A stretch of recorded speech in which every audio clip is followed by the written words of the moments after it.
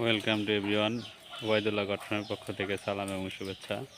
আসসালামু আলাইকুম রহমতুল্লাহ।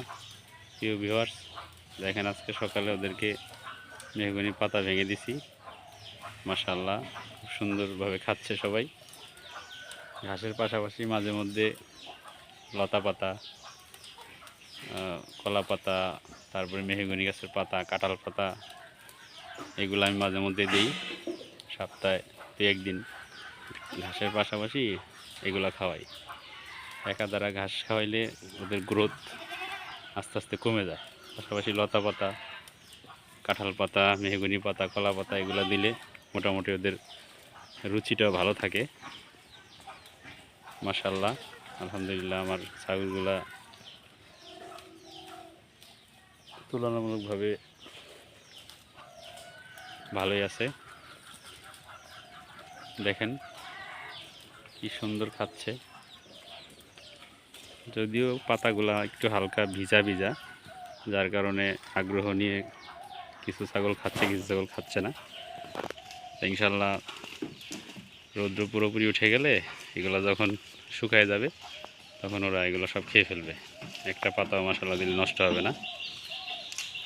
এই যে আমার রোমিও, মাশাআল্লাহ, ও দাঁড়ায় দাঁড়ায় খাচ্ছে। এই যে এখানে একটা আগের আমার ছেড়ে ছিল, অবশ্যই এটা অকেজ হয়ে গেছে, এর মধ্যে দিয়ে রাখছি ছোটো ছোটো যেগুলো বাচ্চা ছাগল, এগুলো খাচ্ছে এর মধ্যে।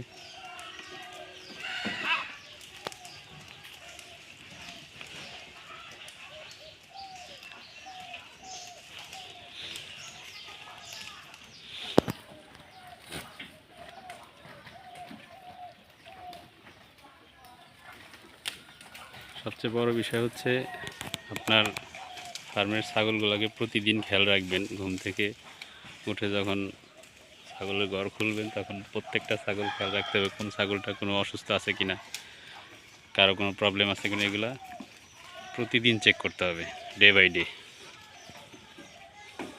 তো আলহামদুলিল্লাহ প্রতিদিনের না আজকে আমি চেক করছি, সবাই মাশাআল্লাহ দিলে সুস্থ আছে।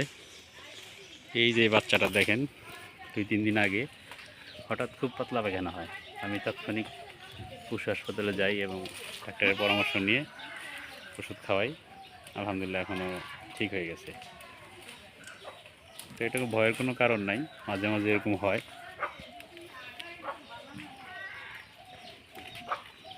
আজকের মতো এই পর্যন্তই। আমার চ্যানেলের সাথে থাকবেন, ইনশাআল্লাহ আগামীতে আরও নতুন নতুন ভিডিও পাবেন। এই যে